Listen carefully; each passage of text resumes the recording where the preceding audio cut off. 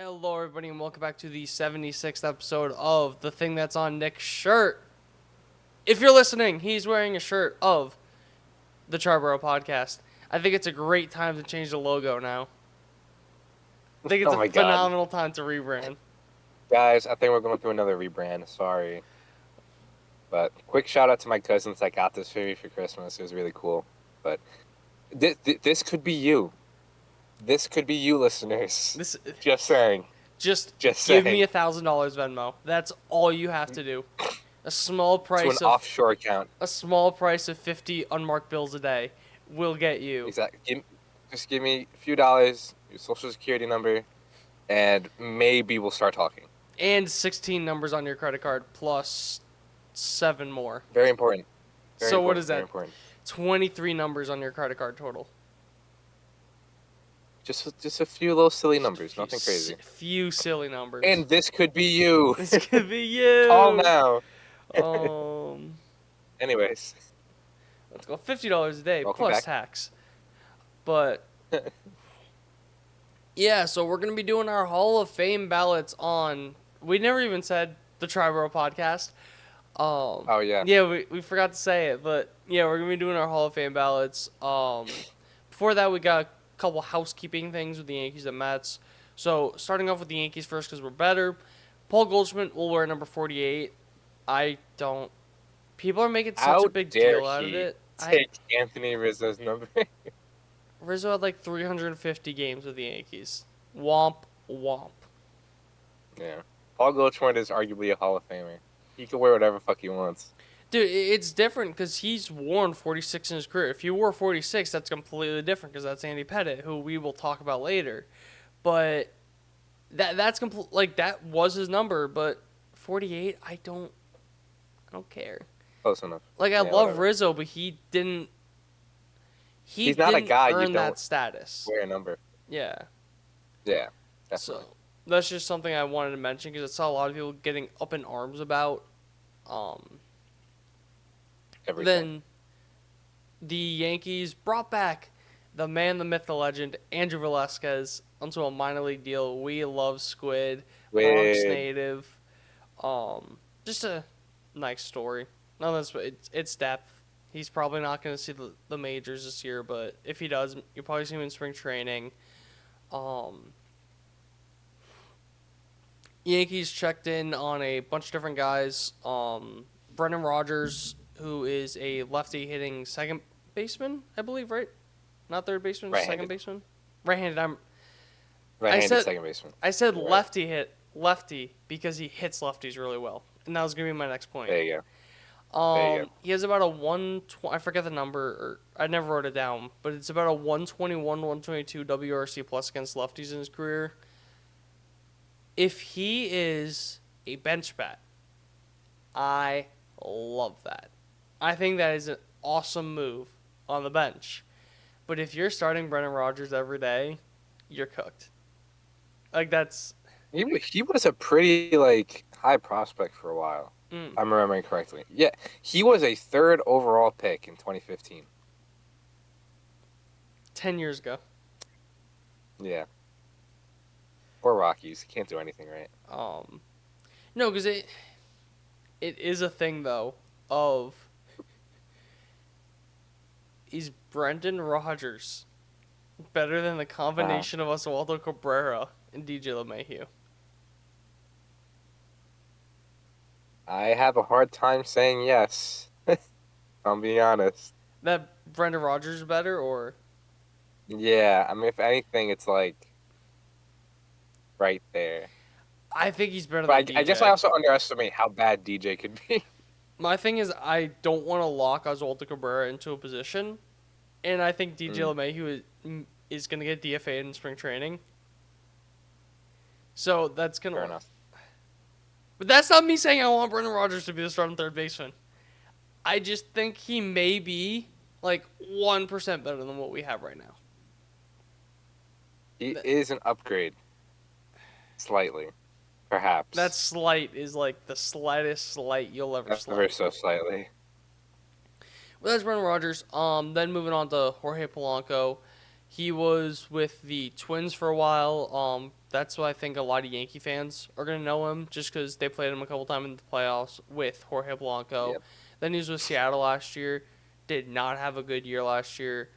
I think a lot of that has to do with playing in Seattle, because that is the Coors Field for pitchers, where it is just not a hitter's park whatsoever. The defense is, Yeah. I still think he has some stuff left in the bat, though. I think he could still be a solid bat. I think last year is not the hitter that he really is. So I think you're gonna get a solid bat. I think he has good amount of pop. So I wouldn't hate Jorge Polanco. I wouldn't. There's just guys I'd rather over him. Mentioning guys I'd rather over him.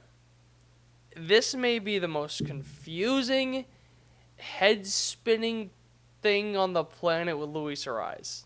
For so many different reasons. Yeah. One, the rumors, and two, the player. So, one, Jeff Passan, about a week ago, said that the Yankees were having active discussions on Luis Ariz. Then a couple days later, Jack Curry said that the reports were overblown. It's like when your parents are fighting and you don't know which one to believe in. Go talk to your father. He said something completely different than what you just said. I don't know who to believe. Because I've always said that these two are the two that I hold the highest. By far. And they're having conflicting reports. Yeah, it's a little... Because it goes... There's multiple ways you can read into it. Where one, Jack Curry's saying it because of the front office. Trying to lower the price on them. Make it so that they don't have to... Lower the price on Ariz, also lower the price on other guys. Kind of saying, we have options. And... Leverage. And Passan is a national reporter, so he obviously doesn't have any affiliation with a team. So obviously he may just be a little more, I don't want to say honest, but not as much going for leverage plays. That's one way to look at it. I don't know. So even as much as I love Jack Curry, he has been wrong on stuff in the past. Like last year, he said that they had no interest whatsoever in Stroman. 2 weeks later, Stroman signed. So, right. I don't know. The Padres, there's reports you're seeing every day of they may trade him. They are not trading him. Yeah. They will trade him. They have a lot. The Padres have a lot going on, unfortunately, for them. I think part of it, honestly, comes down to Luis Ariz. Because I think, or not Luis Ariz. No shit, Justin. Comes down to Roki Sasaki. Because I think if they get Sasaki, they're saying, no, we're not trading Ariz. We're trying to win. But if they don't get Sasaki, then it's the thing all right, he went to the, most likely went to the Dodgers. So they may just be take a step back, reduce payroll. Yeah. Trade Tatis to the Mets. Yeah. Yeah. DFA Lindor. Hey, hold on. Whoa. Yeah, ahead of ourselves. Who said that? No one's saying that. I'm just saying, post-Roy Tatis hitting numbers are a little... But needs more ringworm cream. Yeah, and then you get into the bat itself. Yankee Stadium... He's good at one thing. Yankee Stadium is the worst elite ballpark in baseball for that one thing, though. Is it really? It is the lowest park factors for lefties hitting singles in baseball. Part of that could be a lot of lefties try just roasting the ball, trying to hit home runs. But that right field is also one of the smallest right fields in baseball, if not the smallest. That's my biggest concern. More than the defense. I think that is my biggest concern. Yeah. Huh. How about that? Yeah. That's kind of funny. No. Yeah, I don't think he's that. I don't think he's a great fit. If that's the case. That's my big issue with it. It's just that it's not a great. Granted, where's Petco if you still have it up? I can get it for you in 2 seconds. Because I know a lot of people were saying that Petco is not good for that either. Look at lefties. You can do it. You can do it. You can do it. Singles. Petco is somewhere 10th lowest. All right, so it's not good, but not nearly as bad as Yankee Stadium. Yeah. But it's so weird because yeah, he's like a singles guy, but he still has very high on base, very high and like pretty solid WRC plus numbers. 2019 126, 2021 because obviously I just fuck COVID. 2021 105, 2022 130, 2023 130, 2024 109. I think it's very important to not just look at the 2024 numbers in a vacuum. You also have to realize that he had a broken thumb, or I don't know if it was a broken thumb or like It was something. like a ligament Yeah, or like a something. ligament Yeah. in his thumb that he played through for 2-3 months. That he had to get surgery on in the off season. So I don't think you could just discount that. He's still 9% better than the league average with a messed up ligament that he needed surgery for like 3 months. Yeah. So, but if you thought Gleyber Torres was bad on the defense, dude, if you thought Gleyber Torres was bad on the base paths, like I was thinking about this, he is Gleyber Torres to a lot more extremes. In the sense of he's a better hitter, but he's a much worse defender, much worse base runner. Yeah. So the things that made Yankees fans want to tear their hair out because of Gleyber, he does like 10 times worse. I will say, I think he has a lot more pop than kind of he's shown because WBC. I was gonna bring that Luis up. Arise.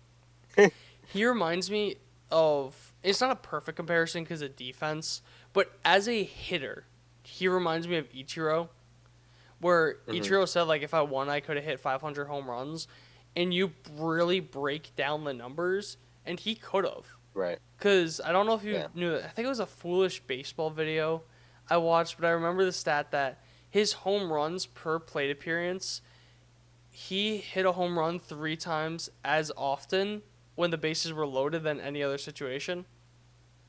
Huh. So it was just a thing of when Ichiro wanted to hit a home run, he hit a home run. Brother chose. I think there may be a little bit of that with Luis Arise. Maybe. Who knows? Perhaps. But I'm not going to just base that off of 2 home runs. I think that's not right to do. But there could be a little bit, especially with short porch. May try and go for like the average may go down, but he may hit more home runs, have around the same WRC plus. But I think the best thing that I don't give a shit about the singles. I don't give a shit about the batting average. Over the last 3 years, he's a 371 on base. That's what sticks out to me. And you could say that he overperforms his advanced numbers, whatever, this, that. But when you do it every year and this consistently, I feel like that's just who you are. You know what I mean? Where it's just like if you do it for 6 years, then that's just your style doesn't necessarily relate to advanced numbers. Because I've said that in the past where guys like Ichiro, Jeter, stuff like that, their advanced numbers may be worse, but it's because they're not the type of hitter that, I don't want to say, that correlates with those advanced numbers. Because there's always going to be outliers. In any data set, any analytic, anything like that, there are going to be outliers. And he is one of those. And I also think that there's a lot to the fact that this would be the best lineup that Arise would be in. So, I don't know. I wouldn't hate a trade with him. I would like it. Hasa Kim is still my number 1 pick for the player because they said they want to get better defensively. They want to get better on the base pass. They want high on base guy. He brings all of that, all of that for you. Luis Arise, I love the on base. That's why I wouldn't hate it. A little worried about the ballpark fit, but I also think it would be the best leadoff hitter Judge has ever had. So that I think Yeah. that's a very big part of it too. The reason the Padres would trade him is he's owed about 14 million in arbitration. They're about 10 million over the or not 10 million, about they're 6.4 million over the first luxury tax threshold. They want to get under it because they have so much dysfunction going on right now. If you want to know, look it up. I'm not Yeah. going to get into that here. The Yankees are at about 302, 303. It's so weird because you see so many conflicting things. But from what I've seen, it's about 302, 303 with the last threshold being 301. And they also Yeah. did save a lot more money on arbitration than I expected because Jazz was projected to make about $1 million more. Clark Schmidt was projected to make about $1.5 million more. Devin Williams about $1 million more. So they saved a lot more money than projected. Obviously, you're still going to trade Stroman, so they still could trade for Luis Ariz and get under that threshold. Going to be interesting to see how they did it. And then I don't know if you wanted to go into Sasaki here and use it as a transition to the Mets because it's the last thing I had. But You do that. so That works. the Yankees, there's been reports about Roki Sasaki about how they feel a lot more confident in their pitch than thought initially. And I think if the West Coast isn't as big of a factor, I really like the Yankees odds. Granted, gun to my head, I'd say they have a 10 to 15% chance. Mm-hmm. And that's only because of the reports that have come out recently. Yeah. But I may even lower that based off what's happening with the Dodgers right now. Where they pulled back, what was it, about $2-3 million? Yeah, and I think they're telling some of the players to wait Yeah. until like everything's done. So it's like, if you're doing that, it's one of those things where they're probably, at least they know they have like a good shot, like they're a so-called finalist. But yeah, I mean, we'll know by the end of this week, Yeah. I think, or at least by early next week. A big We'll know. thing is, so the international signing period starts January 15th. We're recording this on the 13th. If you take the Dodgers, they signed like 5 guys immediately. I don't think they're getting Saki. The Yankees or Mets signed like 5-6 guys to a lot of money right away. They're not getting Saki. I think that's like, there's going to be a lot more tea leaf reading, I think, than anything else. So unless it just fully comes out, he intends to sign with so-and-so, So. But, yeah, as for the Mets, there hasn't been a lot of reporting on Sasaki since the initial meeting, I don't think. I don't really have any kind of, like, gut reading on it either in terms of the Mets. I think they're kind of in the bucket with everybody else, not the Dodgers or Padres. Apparently he's met with the Blue Jays. That just came out today, so I don't know if he's still meeting with teams. If so, that seems kind of late. But, again, we'll know by the end of this week, early next week, the latest. So then we can put that aside, and hopefully free agency can actually, free agent. That would be nice. Hey, Roki Sasaki, you like Tanaka. How would you feel to wear his number at Yankee Stadium? Ooh. I'm just saying. Ooh. You want to be because there is also a thing too of like, he's relatively speaking, he's not going to sign for that much money. And did you see the thing that Kodai Senga made more in sponsorships than Yamamoto? I did not. So really? I think that's something that shouldn't be undersold. It's not nothing. Because Kodai Senga would be the number 3 in the pecking order for Japanese players on that team. He's not going to really have that much marketing opportunities, frankly, compared to New York, where they have not had one since Tanaka. So I think there are things that play in the Yankees' favor, kind of things like that.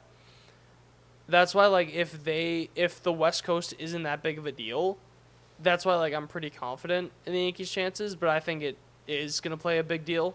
So. Yeah. At the end of the day, I just hope it's the Padres and not the Dodgers. If it's a West Coast team, it's going to be the Dodgers. Give them to Giants, bro. Yeah, honestly. That'd be nice. That'd be good for them. They need it. Because it's also a thing with Sasaki. You want to learn to be a pitcher, you have two incredible guys for you to learn after, and Garrett Cole and Max Fried. And you also want a pitching development, meet meet Matthew. Matthew will do Meet Matt. wonders on you, Mr. Sasaki. Meet my friend Matt. He will do wonders on you. But that's all I had for the Yankees. Just going to be very interesting to see Sasaki. They have a lot of options at second base. Nolan Arenado, I think, is finally done. I think it's finally out of the picture. For now. I hope. It seems like Red Sox are nothing for him. I can't wait for the mystery team. But Yeah, exactly. Seattle Mariners, come on down. I'll hand it off. Oh my fucking god, dude! You Imagine. talk about Yankee Stadium being a bad fit for him. Like Yankee Stadium's still the worst fit for him, but that's Seattle's down there. But Yeah. I'll hand it off to you. Thank you. So, real quick, nothing too much, but the Mets, the day after, or like a few hours after we recorded last week, the Mets had a meeting with left-handed pitcher Tanner Scott, still on the market, probably the best reliever on the market as of right now. Give you a quick review of his 2024, 72 innings pitched, a 1.75 ERA with a 2.92 FIP, 28.6 strikeout percentage. I am surprised that they're looking at him. It sounds like he's going to get a 3-4 year deal, which I really didn't think was David Stearns' MO, especially with relievers. Especially like that 12, 15 a year. Right, and he might be getting more than that. We've seen kind of like 20 a year reports. Yeah, so having 20 a year relievers with Scott and Diaz, Maybe I even wouldn't be Clay too Holmes fond of. too. Depending on how Right, Clay if Holmes the shakes out starter in the thing doesn't work rotation, out. yeah. Yeah, so I'm not interested, but like I feel like he could do about the same for cheaper elsewhere. There are some causes for concern. His underlying stats, his FIP, his xFIP, his xERA, he overperformed by a decent margin. Again, the 1.75 ERA to the 2.92 FIP. That's nothing to scoff at. He walks a lot of batters. There's like a 12 walk percentage. What is it? 12.2 walk percentage. And again, it's going to be a pretty large contract. So I'm not a huge fan. Does he make this bullpen better? Absolutely. But the fact that it's going to be a pretty high AAV with a decent length for a reliever, I am just not really interested in that. 354. Would you sign it, yes or no? Probably not. Okay. 3 years is a lot. I mean, you go back 3 years ago, and Tanner Scott had a 4.31 ERA. So it's like relievers are just so finicky, they're so volatile that I'd much rather pick up a bum off the street and teach him how to pitch than pay, a reliever. Dude, Steven Ridings, just especially to for give length. a little history lesson for both the Yankees and the Mets. A couple of years ago in March, he was a substitute teacher. 3 months later, he was throwing 101 miles an hour at Yankee Stadium. It's that simple. Not that simple, but these guys come out of nowhere. That easy in theory. So I still think the Mets bullpen is pretty good without Scott right now. It has a lot of upside. Are they probably going to sign a few relievers? Really quickly, yeah, just I'd before bet you on move it. on from Scott, I think something that's not nothing, just how teams view him. The Marlins got a haul for half a year of Tanner Scott. So I don't think that's nothing, because you got to realize teams are very high on this guy. So like you said, he may get $20 million a year for 3 or 4 years. Right. So we'll see what happens with that. Again, if they sign him, great. He makes the bullpen better. If they don't, great. You could probably do about the same elsewhere. And then, of course, your weekly Pete Alonso update because he's still a free agent. Really quick, there's not much to report besides the fact that Pete Alonso and his camp, so Scott Boras, offered the Mets a 3-year deal.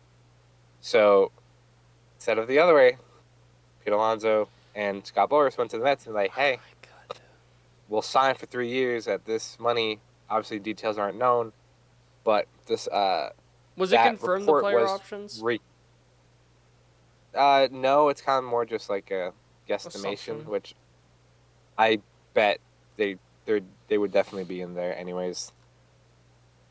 So the fact that Alonso and his camp are kind of offering the Mets a contract makes me think that this might be coming to an end relatively soon.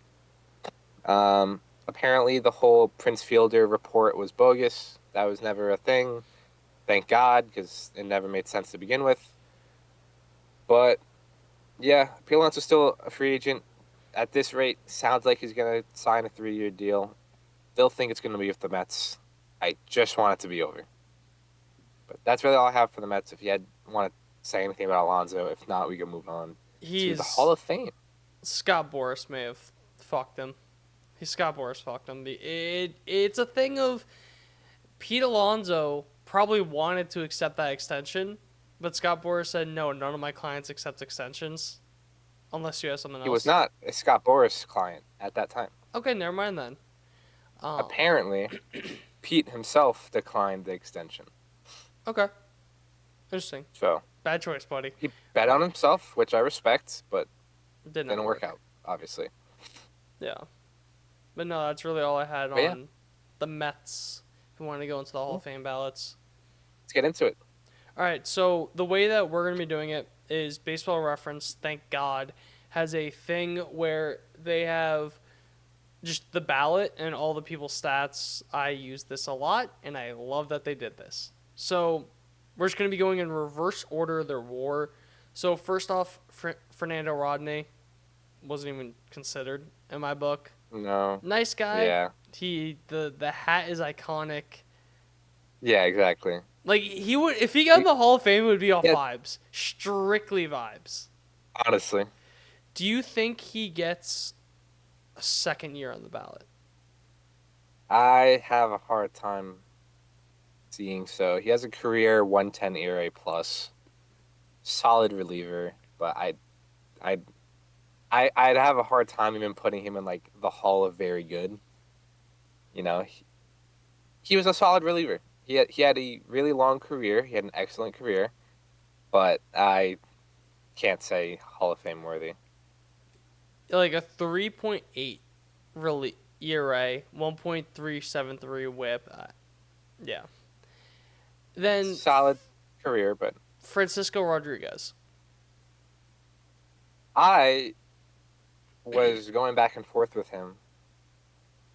Ultimately, I did not put him on my ballot, but I had him in my just missed. He had an excellent career.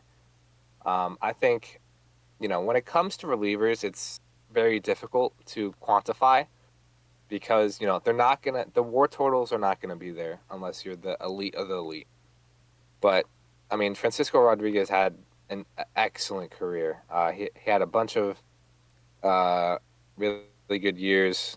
He was obviously on the Mets for a while, but let's. He only had two below average seasons in terms of ERA plus in his 16-year career. So he was excellent, a staple of consistency, but ultimately, I think he just misses the mark. Yeah. My thing also, third year on the ballot, 7.8% of votes. Yeah. I don't.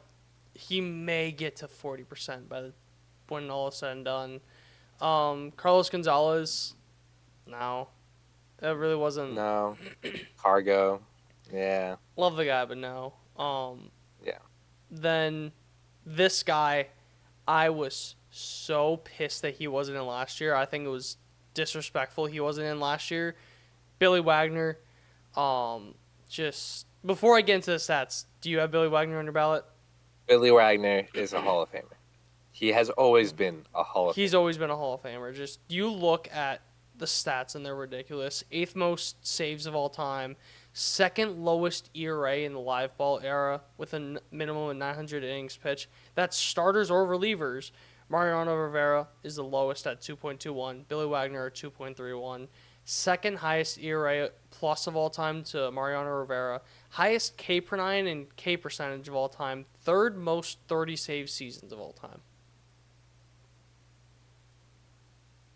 He's 7th in all of relievers in WAR. He is the best left-handed reliever by WAR. That too. 8th in saves and 5th in win probability added for relievers. It's a thing of the innings. He only had 903 innings. That's Yeah. the thing. That's definitely what knocks him down. But at the the same time, like, you can't argue the counting stats, which I feel like the writers usually like hold up pretty well. and the thing is too, like, You know, a thing that I'm gonna be talking about a lot, especially for a couple guys, is the WAR 7. What that is pretty much a big thing is that looking at a guy's peak, 7-year peak.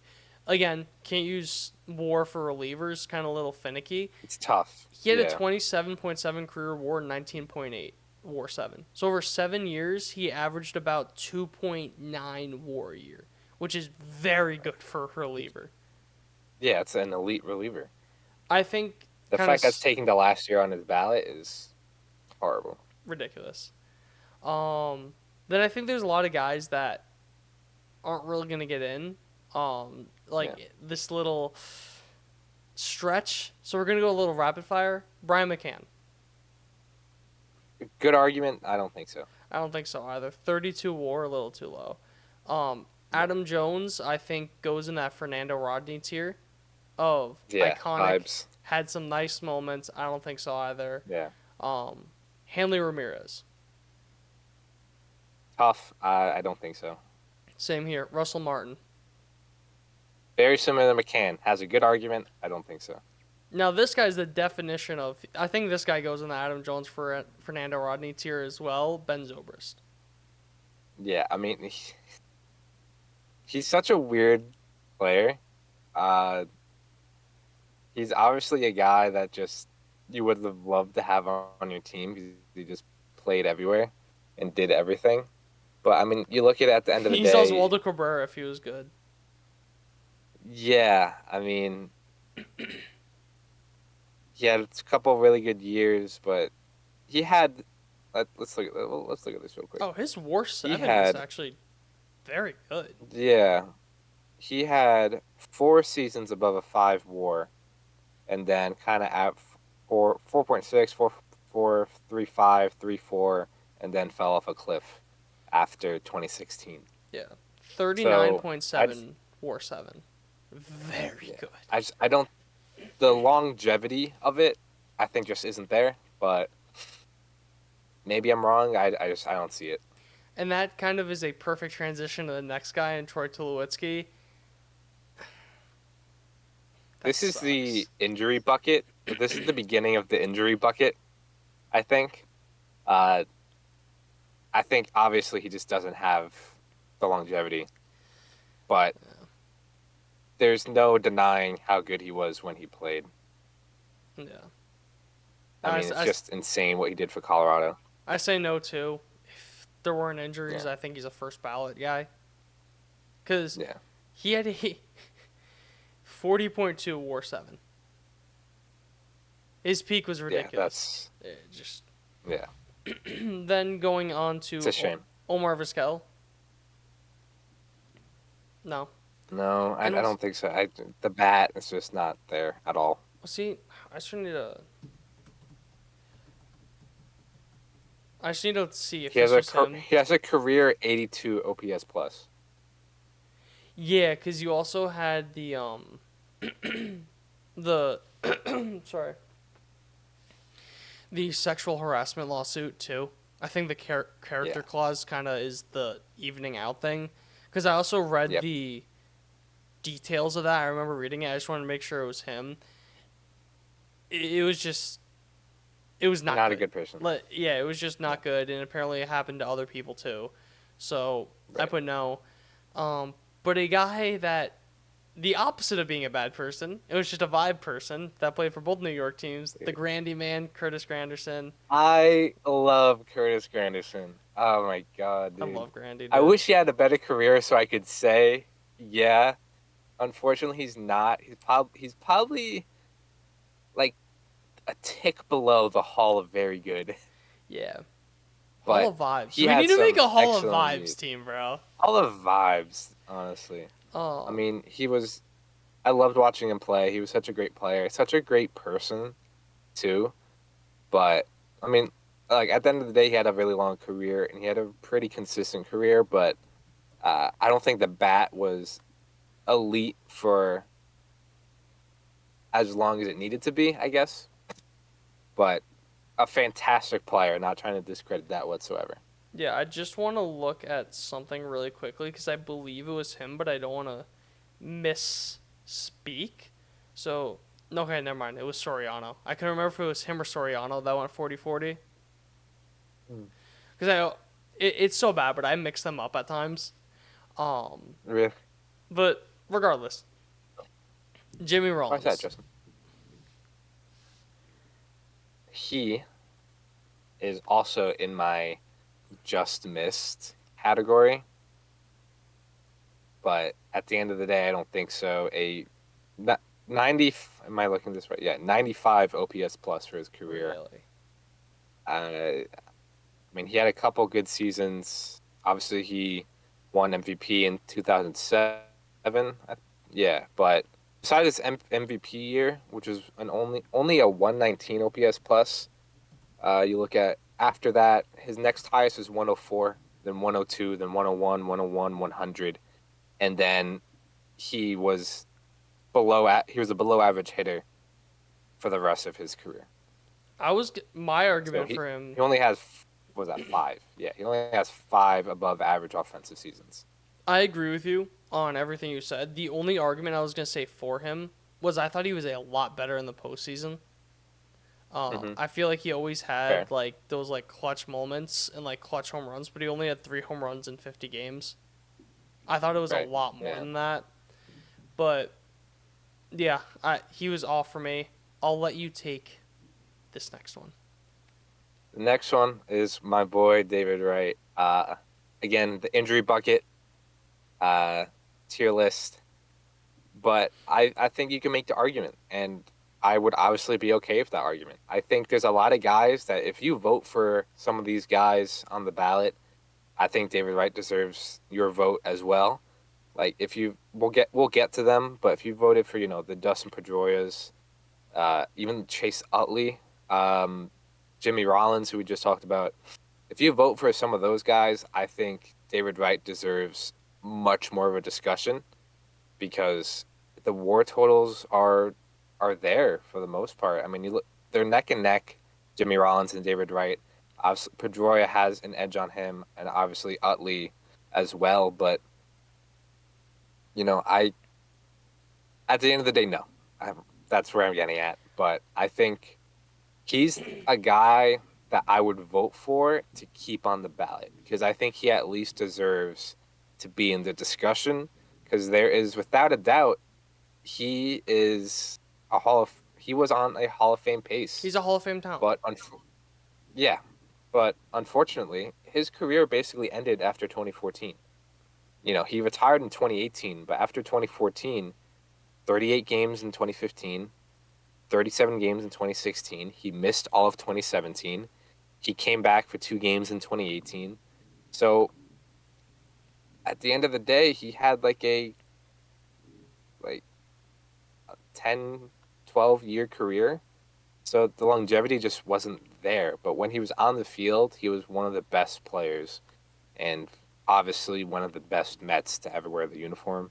So he deserves to be discussed.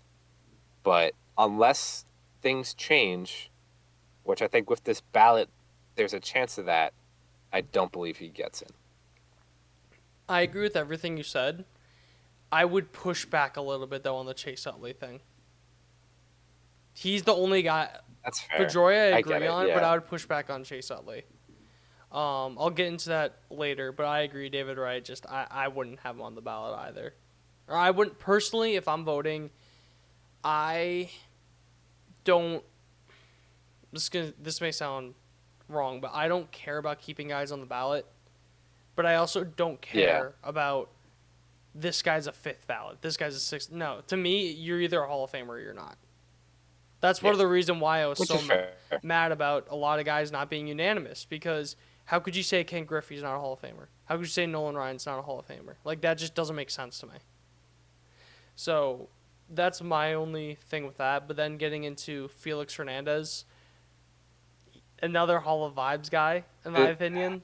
Yeah, this is another guy that can possibly change the discussion on Hall of Famers because his peak is undeniably a Hall of Fame worthy. I mean, he came up at what, 19, or was it like early 20s? He came up when he was 19. Yeah, he came up when he was 19 and had a 2.67 ERA. But I mean, this guy was just consistent, and he has the Cy Young on his ledger, so that helps Perfect him. game. Probably should have two. Right. The peak is there, but I mean, it's hard not to just see where he falls off a cliff after turning 30.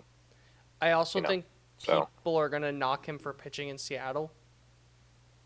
I think that may be a realistic thing, too. the Coors effect, but Seattle. Then I think this is kind of, with Felix Hernandez, I think this is kind of where we get into the, and you could even argue David Wright, the very debatable Hall of Famers. Yeah. I think that's where, like, this is kind of except for Billy Wagner, because we just did it by reverse war. So I think this is the point where you start getting into, like, some real arguments. Yeah, for sure. Torrey Hunter. I said no. I said no as well. I think he's probably in my just missed category, probably a little outside of that. Excellent career, but I don't know.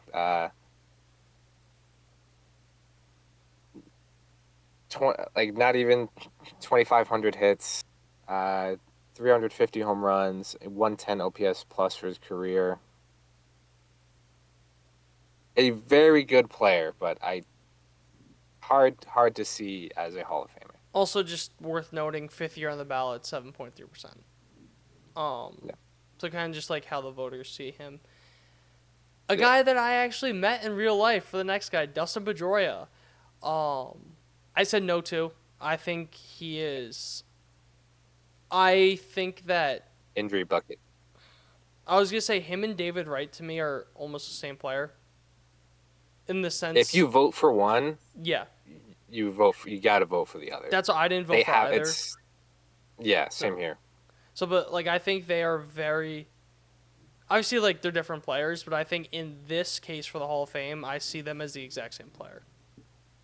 Yeah, definitely. In the sense of they just had one big injury that kind of just set down the rabbit hole, and then they were just never the same because of that. Fuck you, Manny Machado. I was debating saying Manny Machado's son as introducing him, but I didn't want to be mean, especially because I met the guy. But then I got your back, Justin. Yeah. Next up, Ian Kinsler. I said no. I think the discussion is certainly there, obviously, like we said, but he just outside of 2,000 hits, 250 home runs, 107 OPS plus for the career. Obviously had some insane years, but he had some really good years, but I don't know, like, elite is not really there. I say no too. But if I did say yes, the only reason I would have said yes is because back in 2019, when me and my dad did our West Coast trip, we went to San Diego. He was on San Diego at the time. It was Chris Paddock versus Felix Hernandez on the mound. It went scoreless till the top of the 9th inning where Ian Kinsler hit to the 8th inning where Ian Kinsler hit a solo home run for the Padres, and then Kirby Yates came in and closed the doors. Chris Paddock's first win, MLB win, when I thought that was going to be the coolest story that I'd be able to tell people. So Ian Kinsler, It's a cool story. yeah, no, Ian He Kinsler gets some has vibe points. he has a he gets vibes points for that. That would be the only if he had like call it 5 more career WAR, I think I would have voted for him because of that moment. Then I think this guy is tough for me. Mark Buehler. That's how you pronounce it? I think Burley. Mark. You're Mark the pitcher. Mark B. I said no just because of he had a shit ton of innings, almost had 3,300 innings. But I think the thing that's going to kill him is the strikeouts. He only had 1870 strikeouts. Did not strike guys out. He also had a 3.81 career ERA. So it's just I have a hard time voting for a guy with a career 117 OPS or ERA plus. This and another guy that we'll talk about in a second, I think, fall very similarly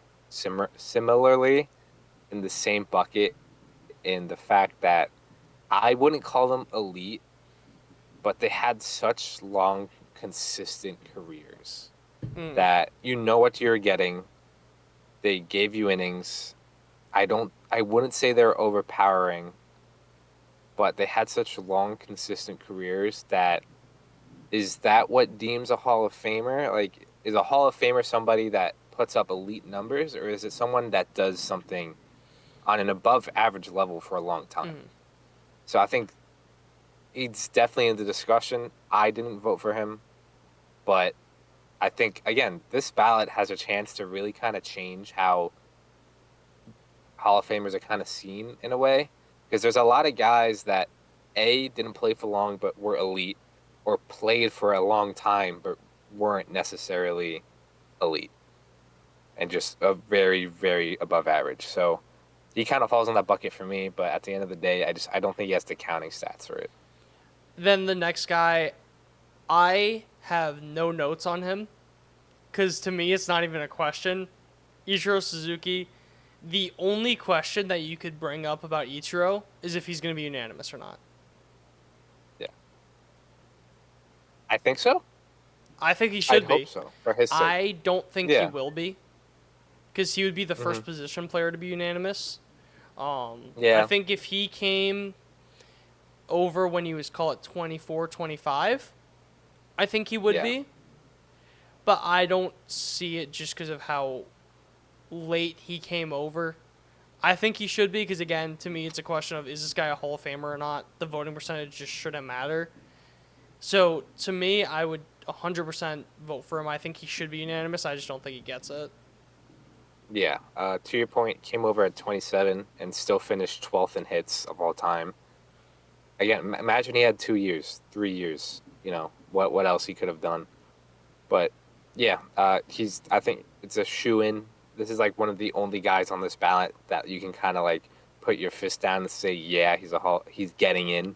Not even that he's a Hall of Famer, but yeah. Also, he also goes into the Hall of Vibes. Where like Tom Brady went up to him and he goes, "Who the fuck is Tom Brady?" That has to be one of the coolest stories of all time. Real shit. Real shit. But then this one pains me to say.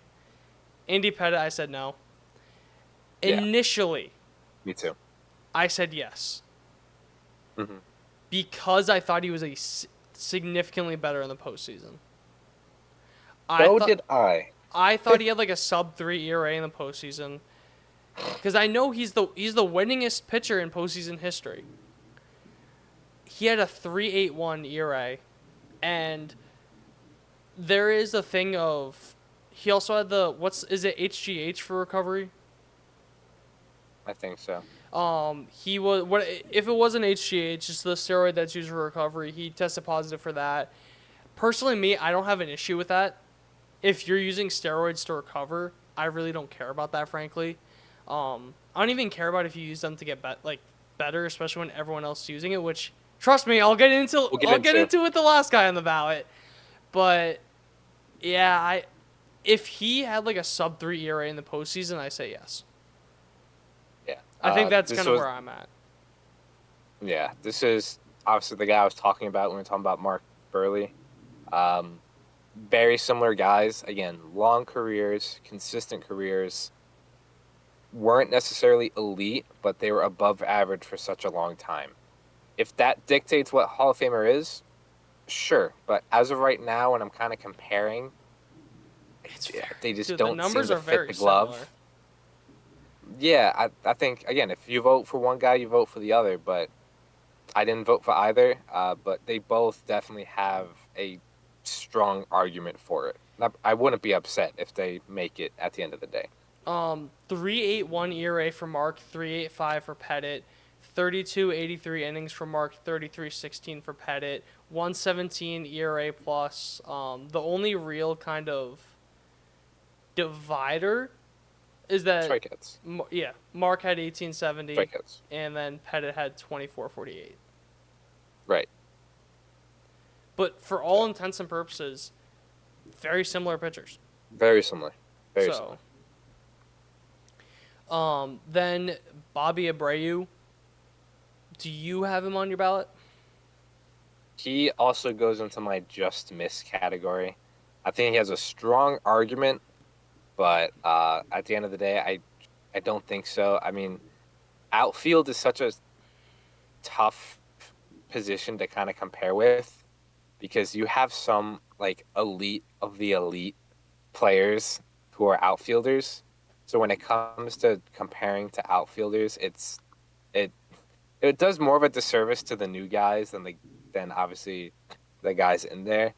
But I mean, he has such a strong argument. I mean, an 18-year career, 128 OPS plus, how many home runs did 395 he on hit? base. Only two. Yeah. Only 288 home runs, but uh, this guy was a hitter. So he just missed it for me. But again, all the guys who I quote unquote say just missed, I wouldn't be upset if Yeah. they got it. 400 stolen bases on the dot. The next Yeah, guy, look at that. I will die on this hill, and I don't give a shit. CC Sabathia is a Hall of Famer.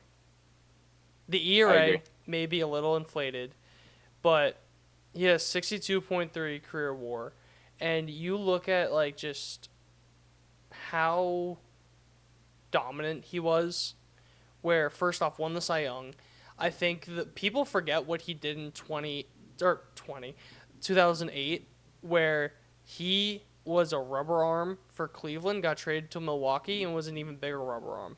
I don't think people appreciate exactly what he did in that. Then came over to the Yankees, and he just killed it. Helped them win a ring. He was known as a stopper. He was the ace for a good bit. And obviously has a Cy Young. He is the second lefty to ever hit 3,000 strikeouts, with the only other one being Randy Johnson. And you look at the only other guys that are not in the Hall of Fame that have 3,000 strikeouts: Roger Clemens, who I think should be in there, Justin Verlander and Max Scherzer, who are both shoo-ins for the Hall Who of will Fame, be? and then Kurt Schilling, who I think personally should be in the Hall of Fame. But so to me, I think he's a Hall of Famer. The only knock is he does have a relatively high career ERA at 3.74, but Yeah.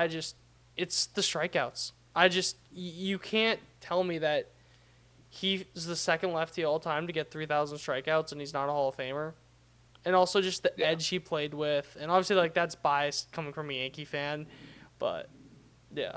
I agree. I voted for him as well. He's top 40 in starting pitching WAR. Like you said, the 3,000 strikeouts. He's ahead of guys like Pedro Martinez, John Smoltz, Clayton Kershaw, and he's quite literally just behind Bob Gibson in all-time strikeouts. So, I think he's I'd be more Jesus high dogs. Christ. See, they want you can't hear it, but the just Justin's dogs want CC Sabathia in the Hall of Fame. They're barking for him. Yeah, But yeah, seriously. CC Sabathia is a Hall of Famer. He definitely is. sorry about that. This one I have on my ballot, but the more and more I research into it, I think he does. Jesus Christ, dogs! They also want this guy in the Hall of Fame. I I have him on my ballot. I could see the argument for him not, and I think the character clause comes in here again. Hmm. Because I didn't know. We're talking about Andrew Jones. He had a domestic battery case where I'm not gonna get into the details, but it's just he did Yeah. stuff to his wife that you should just never do. But the actual player itself, eighth year on the ballot, 61.6% last year. He has a career 62.7 WAR, 46.4 WAR 7. His like 10-year stretch was absurd, just absolutely elite. I think he should be a Hall of Famer, but I wouldn't hate if he didn't strictly because of the character clause. Yeah, if we're bringing the character clause, I completely understand it. But just talking about the player, I mean, uh, he's 30th in outfield WAR, 11th among center fielders, 400 home runs. He came up at 19, and he had Youngest a player to hit a home super run in long the World career. Series. I don't think that's not nothing that deserves to have like its own like credit. He had only 3 seasons under 5 WAR until his age 30 season, coming up at 19. 10 Gold Gloves. He's first in all time in DEF on Fangraphs, which is basically like the defensive part of WAR. He's quite possibly the most valuable defensive player all time. So I think he's a Hall of Famer, but again, character clause, completely understand it. Yeah. And then the next one, Chase Utley. I'll let you start with it. Do you think No, Chase Utley? No. no, I said I don't. yes, but no. Besides the fact that he's a douchebag and he ruined a player's career, but if we just look past that, I don't know. It just doesn't do it for me. I mean, obviously he had a really long career, 61.5 WAR, but if we look at second baseman, which you're gonna have to give me a second because I forgot to write this down. Yeah. For well, you But for yeah, you plead your case while I find my numbers. for me, it's the peak. I think that's like the main argument for me. He had a 49.3 WAR 7, which if I go in reverse order, that's the second highest on the ballot to A-Rod. And we'll get into A-Rod, but I just to me, he's a Hall of Famer. I also just think that here, where are my notes on him? All right, that's the only note I had on him. But it's just the peak at the end of the day for me. Yeah, let's see. 14th among second basemen in WAR. Uh, I don't know. I understand it. At the end of the day, I'm sure people are gonna vote for him, but he just doesn't really do it for me, if I'm being honest. Among second basemen, like I said, 14th in WAR. And then if my computer can load, oh, that's why, because we're looking at all second basemen. If you look at WRC plus, uh, Jeff McNeil has a higher career WRC plus than him. Luis Arias has a higher WRC plus than him. Brandon Lowe has a higher career WRC plus than Chase Utley. He just doesn't do it for me, besides being a piece of shit. So, no. Yeah. For me, I just said because you could put him in the same bucket as Pedroia and David Wright, but you look at the peak, he had 10 more, and this is B WAR, so take it for what you will. He had 10 more WAR in his peak than David Wright, and then 8 more than Dustin Pedroia. So he essentially had 2 elite seasons more than David Wright in that span. So, Sure. like here, let's look at. I just want to 2024 MLB WAR leaders because I'm really curious about something. Just going based off Baseball Reference WAR, just to make it fair, because that's what I'm using. I can't even. Oh my god, why is this being annoying? Let me expand all leaderboards. No, okay, that's not what I want to see. But I guess here you talk while I try and get this because this is pissing me off. Yeah. So at the end of the day, I think Chase Utley is gonna get in eventually. I wouldn't vote for him. Um, does that stem more from hatred? Probably. Uh, but when you compare it to second baseman, it's so. He's about like an average uh second baseman. You know, so obviously the base running was there. I got it, by the He way. had a really long career, the postseason success, but it just doesn't. Yeah. He, I he doesn't do it for me. My thing is just looking at it. Brent Rooker had a 5.1 WAR, so you're essentially getting 2 extra seasons of Brent Rooker, who had almost hit 40 home runs this year. Bryce Harper had a Right. 5.2 WAR this year, getting 2 seasons of Bryce Harper. So that's kind of just where I look at it, where the peak was so absurd that I just have to.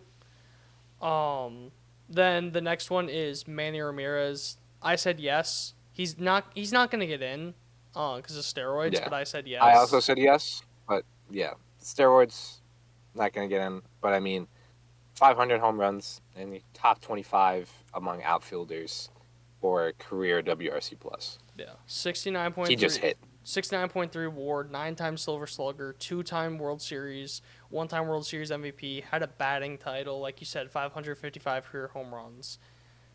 Just he was a part of the team that A hair. reversed the curse. Like that's another thing too, where you got to realize, like, if guys do stuff like that, they have a better Hall of Fame argument. He's not going to get it because of steroids, which I think is stupid, because how much buzz about how many guys in the Hall of Fame, take David Ortiz last year, Pudge, bunch of other guys that people said took steroids, but they're still in the Hall of Fame. So I think it's a dumb argument. I think he should be in the Hall of Fame, but I don't think he ends up making it. Yep. This one, I think, is very, very tough. Carlos Beltran. Yeah. My thing, before we get into the player, if you're gonna not have players in the Hall of Fame because of steroids, how can you vote Carlos Beltran in because of the Astro scandal? That's Yeah. my thing. Yeah. I personally would vote for him. I would too. But yeah, that's definitely the discussion now. He was, from all reports, he seemed to be quite the headmaster when it came He was the to ringleader. the cheating scandal. It was him Yeah, and Alex Cora, and they both got slaps on the wrist.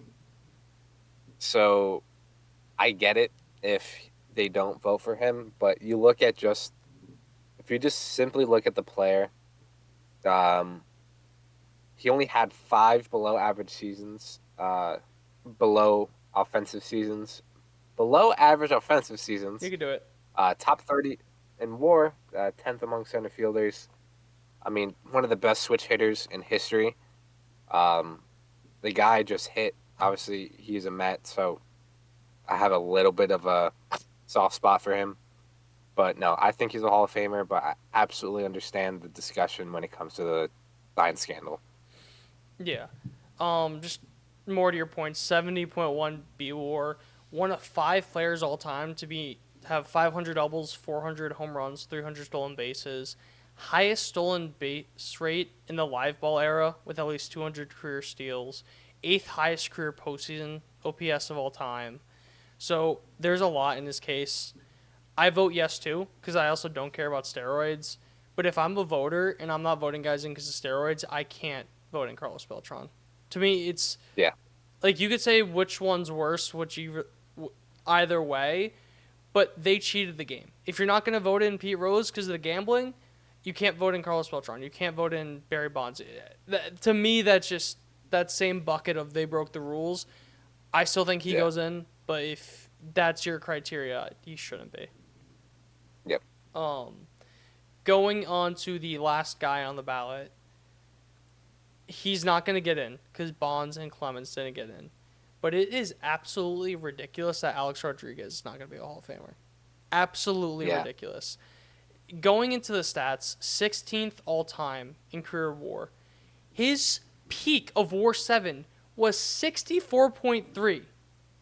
That would be the 1, 2, 3, 4... That'd be the 5th highest on the ballot. His 7-year peak would be the 5th highest on the ballot this year. And that barely gets beat out by Chase Utley's 64.5. That's ridiculous. I mean, going more into the stats, I think a thing that's not being talked about is that he changed to third base. So he lost potential WAR changing to third base because third base is not as valuable as shortstop. So realistically, at the end of the day, he could have been a 130 WAR guy, but because he was forced to change to third base, which obviously you're not moving Jeter off shortstop, but he was the better shortstop, Alex Rodriguez, three-time MVP, 10 top 10 MVP finishes, 10 times Silver Slugger, 2 times Gold Glove hitter, part of the 3,000 hit club with 31-15, 696 home runs, 329 stolen bases, 2,000 runs, 2,000 hits. This guy's a Hall of Famer. I just don't... There's no argument, except for steroids, against him being a Hall of Famer. But he also lost like a year and a half due to suspensions. So that's with taking a year and a half out of his prime, and he was still an absolutely elite, one of the best hitters of all time, one of the best hitters of the generation. He's not going to get in because of steroids, but it's absolutely ridiculous to me. And that's not even Yankee bias. He objectively is one of the best third basemen of all time. Ditto. I got nothing else to add. You kind of covered all the bases. A-Rod's a Hall of Famer. Look, you can say what you want about steroids, but like you said, Justin, it doesn't help you hit a ball.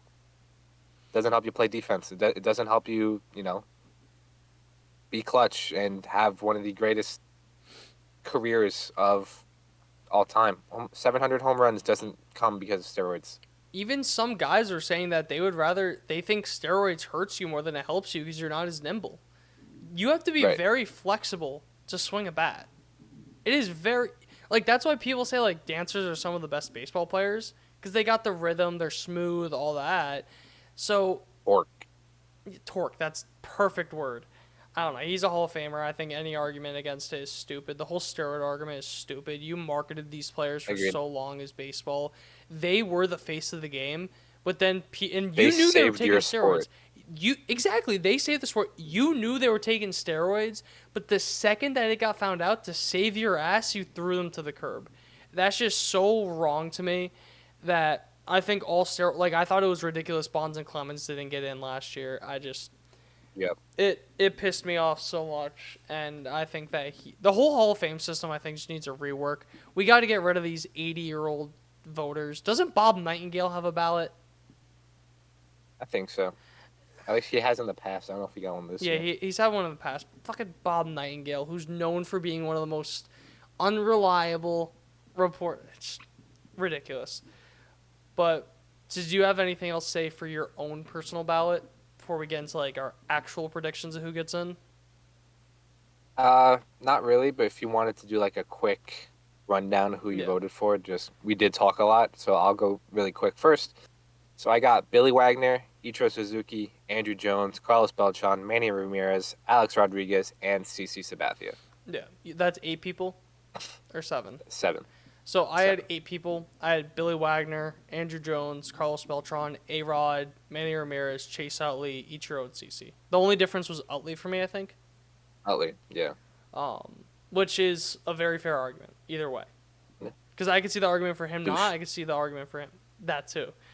But I think the character clause may not apply because I feel like character clause is more off the field stuff. If you Yeah, and 100% is. the douche comes from bias. Um, I just think it was a dirty play. I think he's a dirty player. He ruined someone's career. Yeah. That's how the cookie crumbles. But then getting into my actual predictions, this year I only think two guys get in. I have Billy Wagner and Ichiro. Really? Mm-hmm. I will throw CeCe's hat in the ring. I think he's going to make it this year. You think he's a first I think ballot? I think he has a really good shot to do it. No, I'll bring it up now. This is only like a third of the ballots, but they do track it. So we'll put a link in the description if you want to look at yourself. I also there's haven't a spreadsheet. I also haven't been tracking, so that's part of like I know nothing about the total so far. So far, this was updated around 9 a.m. today. So far, Ichiro's in, CeCe's in, Wagner's in, and Beltran's in. Again, this is only a third of the ballots, so there's still a lot of unreported ballots, and there's still like about a week to go. So this can change very easily, but CeCe's in at 91%. Interesting. So I think it's gonna take a lot more for him to kind of fall below that 75% threshold than it is to kind of stay above it. Because again, this is only what's reported. I feel like more people are going to vote for him, so I think he has a really good shot. My only thing with that is that reported, meaning public ballots? These are all ballots, I believe. But I'm saying, like, are those public ballots? Like, people know who voted for who? No, there's 7 that aren't. That are not? That are not public. That's my thing. But yeah. I think, like, if you're a Hall of Fame voter and you don't vote for a Yankee or a Dodger, I feel like you're going to get so much just hate on social media, and people are going to knock you for your credibility, whether it's fair or not. So I think that's a little bit of a concern for me, that a lot of the ballots that aren't... Because I feel like if you're going to make your ballot public and you would have sent it in, it already would have happened. Yeah. I mean, it's only 7. There's 126 public, 7. No, but I'm saying, like, if public. You would have published a public ballot, I feel like it already would have been published. So I feel like a lot more ballots are not going to be public.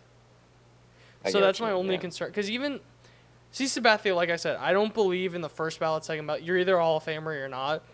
But I don't, with the current system, I see him more as like a third, fourth ballot guy. Mm-hmm. But, fair. And where's Beltran, fair. just out of curiosity? Beltran is currently at 77%. So he's like sitting like just above. He is just I don't think he makes it in this year. To give context, third year, 57.1% last year. Right. He'll probably finish around 70%. I don't think Beltran gets him this year, though. I think for the guys that I think on this ballot that do get in, I would go Wagner, Ichiro, and this is just general, not this year. Yeah. Ichiro, Wagner, Beltran, CeCe. Andrew Jones is the tough one. I could see it either way. For reference, Andrew Jones is currently at 72% on this. Do I throw a hot take in here? Go for it. I think when all is said and done, Alex Rodriguez will be a Hall of Famer. Really? Not on the ballot, though. I think that through the Veterans Committee and all the other committees, that Bonds and Clemens will end up getting in. And whether it be they get in soon enough so A-Rod gets in the ballot or he gets in through the Veterans Committee, I think at the end of the day, Alex Rodriguez will be in the Hall of Fame. I hope so. Manny Ramirez? I don't know. I would say no. I think it would take a lot. I don't think he's good enough for the Veterans Committee to have such an issue with him to force it through. You know what I mean? And that's not a knock on Manny whatsoever, but... I get what you mean. So, that's all I got on the ballot. When is it? It's next Tuesday? Yes. The January 21st is when it is revealed. So we got just about a little over a week. Yeah. until everything is said and done. But yeah, so those are our ballots. Tell us why we're wrong. Explain to me why Chase Utley's a Hall of Famer. Tell us I why dare we're you. wrong and try to explain your uneducated opinion, and we will educate you. Exactly. Yeah, exactly. Let us know your own ballots. There's comments. You can message us. Twitter, Instagram. Maybe not TikTok for the foreseeable future, but we'll see. When is that, But the yeah, Justin, you 19th? got anything else? That is the 19th. So we'll see what happens with that. This may be the last week of TikTok. So for all you TikTokers out there, Get your doom scrolling in. get your doom scrolling in.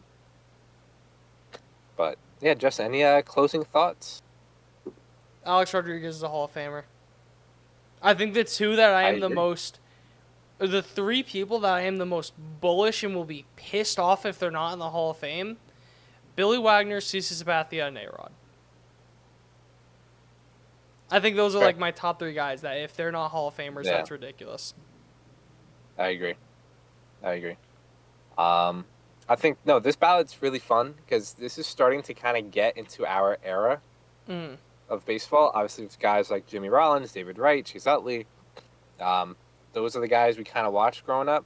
I know both of us, I think, really got into baseball kind of late, if you, quote unquote late. But from here on out, we're gonna start seeing a lot of Brett names that we Gardy can will be on actually the say ballot we soon. watched. Yeah, Gardy exactly. party on the So ballot. it's pretty fun. But yeah, this was fun to do. Obviously, with no free agent news, here we are. Hopefully, we get something by next week. Hopefully, Pete Alonso fucking signs a contract. Sorry, just to Uh, sorry, just to cut you off, but it's crazy to me yeah, that the 2019 Yankees, the next man up Yankees, probably one of the most fun teams I've ever seen in my entire life. One of those guys is on the, two of those guys are on the Hall of Fame ballot this year, in Troy Tulowitzki and CeCe Sabathia. Granted, Troy Tulowitzki hit a home run like opening day, then second game broke his ankle and then retired immediately after. But yeah, thank you for your service. That home run, I'm pretty sure, was a clutch home run. But yeah. But crazy, crazy, crazy. that's wild. So, with that being said, thank you guys for listening. Thank you guys for watching. As always, remember to subscribe to our YouTube channel so you never miss an episode. Find us on Spotify, Apple Podcasts. You can listen to us there, especially with TikTok closing. Follow us on all of our social media accounts at Triboro Podcast, Instagram, Twitter, Facebook. If TikTok is still there, follow us on TikTok for now. When it's not there, follow us on everything else. But yeah, thank you guys again, and we'll see you next week with hopefully some news. See you guys Thank next you guys week. again.